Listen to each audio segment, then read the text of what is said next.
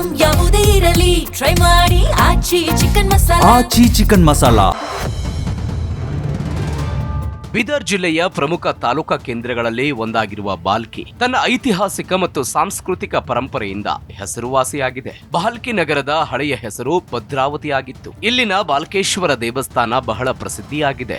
ಇಲ್ಲಿರುವ ಬಾಲ್ಕಿ ಹಿರೇಮಠ ಬಸವ ಪರಂಪರೆಯನ್ನ ಉಳಿಸಿಕೊಂಡು ಬಂದಿದೆ. ಬಾಲ್ಕಿ ಕೋಟೆ ಮತ್ತು ಸಮೀಪದ ಕಾರಂಜ ಜಲಾಶಯ ಪ್ರವಾಸಿಗರನ್ನ ಆಕರ್ಷಿಸುವ ಪ್ರಮುಖ ಸ್ಥಳಗಳಾಗಿವೆ.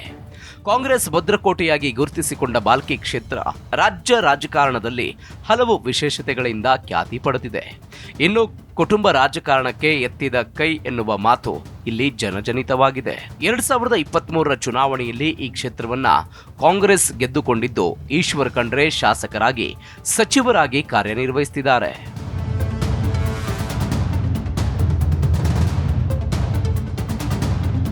ಈಶ್ವರ್ ಖಂಡ್ರೆ ರಾಜಕೀಯ ಜೀವನ.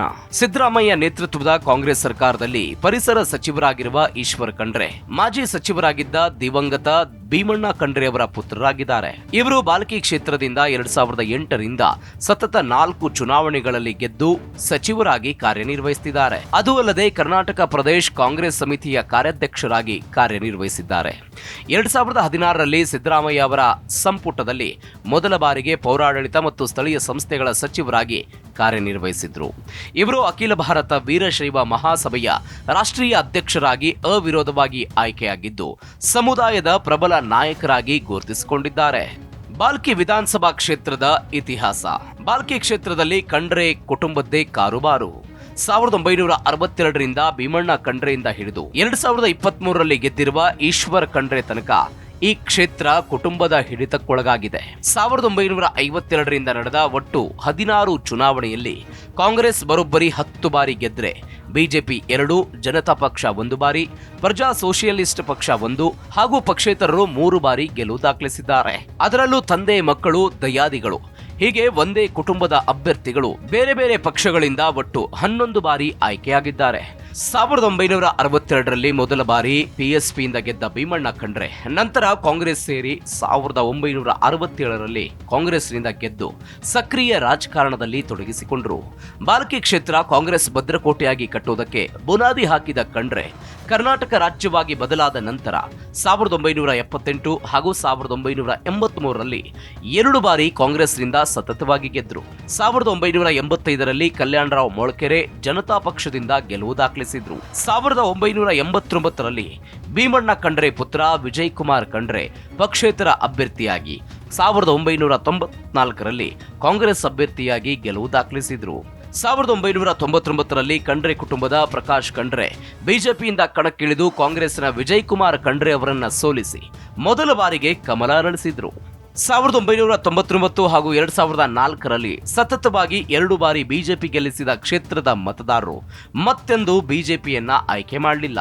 2004ರಲ್ಲಿ ಬಿಜೆಪಿಯ ಪ್ರಕಾಶ್ ಖಂಡ್ರೆ ವಿರುದ್ಧ ಈಶ್ವರ್ ಖಂಡ್ರೆ ಕಾಂಗ್ರೆಸ್ನಿಂದ ಸ್ಪರ್ಧಿಸಿ ಮೊದಲ ಬಾರಿಗೆ ಸೋಲು ಕಂಡಿದ್ರು.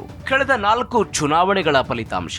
2008ರ ಚುನಾವಣೆಯಲ್ಲಿ ಕಾಂಗ್ರೆಸ್ನಿಂದ ಈಶ್ವರ್ ಖಂಡ್ರೆ ಸ್ಪರ್ಧೆ ಮಾಡಿದ್ರು. ಅವರು 64,492 ಮತಗಳನ್ನು ಪಡೆದಿದ್ರು. ಇನ್ನು ಬಿಜೆಪಿಯಿಂದ ಸ್ಪರ್ಧಿಸಿದ್ದ ಪ್ರಕಾಶ್ ಖಂಡ್ರೆ 43,521 ಮತ ಪಡೆದು 20,971 ಮತಗಳಿಂದ ಸೋಲು ಕಂಡರು. 2013ರಲ್ಲಿ ಮತ್ತೊಮ್ಮೆ ಈಶ್ವರ್ ಖಂಡ್ರೆ ಕಣದಲ್ಲಿದ್ದು 58,012 ಮತ ಗಳಿಸಿದ್ರೆ ಕೆಜೆಪಿಯ ಸಿದ್ದರಾಮ್ ಡಿಕೆ 48,343 ಮತ ಪಡೆದುಕೊಂಡು 9,669 ಮತಗಳಿಂದ ಸೋಲು ಕಂಡರು. ಈ ಚುನಾವಣೆಯಲ್ಲಿ ಬಿಜೆಪಿಯ ಪ್ರಕಾಶ್ ಖಂಡ್ರೆ 29,694 ಮತ ಪಡೆದುಕೊಂಡಿದ್ರು. 2018ರಲ್ಲಿ ಈಶ್ವರ್ ಖಂಡ್ರೆ 84,673 ಮತ ಪಡೆದು ಬಿಜೆಪಿಯ ಸಿದ್ದರಾಮ್ ಡಿಕೆ ವಿರುದ್ಧ 21,438 ಮತಗಳ ಅಂತರದಿಂದ ಗೆಲುವು ಕಂಡರು. ಈ ಚುನಾವಣೆಯಲ್ಲಿ ಬಿಜೆಪಿ ಟಿಕೆಟ್ ತಪ್ಪಿದ್ದಕ್ಕಾಗಿ ಪ್ರಕಾಶ್ ಖಂಡ್ರೆ ಬಿಜೆಪಿ ತೊರೆದು ಜೆಡಿಎಸ್ ಸೇರ್ಪಡೆಯಾಗಿ 3ನೇ ಸ್ಥಾನಕ್ಕೆ ತೃಪ್ತಿಪಟ್ಟರು. 2023ರಲ್ಲಿ ಮತ್ತೊಮ್ಮೆ ಕಣದಲ್ಲಿದ್ದ ಈಶ್ವರ್ ಖಂಡ್ರೆ 99,451 ಮತ ಗಳಿಸಿದ್ರು. ಈ ಚುನಾವಣೆಯಲ್ಲಿ ಬಿಜೆಪಿಯಿಂದ ಪ್ರಕಾಶ್ ಖಂಡ್ರೆ ಕಣದಲ್ಲಿದ್ದು 71,745 ಮತ ಗಳಿಸಿ 27,706 ಮತಗಳ ಅಂತರದಿಂದ ಸೋಲು ಕಂಡರು. ಈ ಚುನಾವಣೆಯಲ್ಲಿ ಆಮ್ ಆದ್ಮಿಯಿಂದ ತುಕಾರಾಂ ಹಜಾರೆ ಹಾಗೂ ಜೆಡಿಎಸ್ನಿಂದ ರೌಫ್ ಪಟೇಲ್ ಕಣದಲ್ಲಿದ್ದರು. ಬಾಲ್ಕಿ ವಿಧಾನಸಭಾ ಕ್ಷೇತ್ರದ ಜಾತಿ ಲೆಕ್ಕಾಚಾರ. ಈ ಕ್ಷೇತ್ರದಲ್ಲಿ ಲಿಂಗಾಯತರು 60,000, ಮರಾಠರು 45,000, ಪರಿಶಿಷ್ಟ ಜಾತಿ 43,000, ಪರಿಶಿಷ್ಟ ಪಂಗಡ 22,000, ಮುಸ್ಲಿಂ ಸಮುದಾಯದ 27,000 ಮತದಾರರಿದ್ದಾರೆ.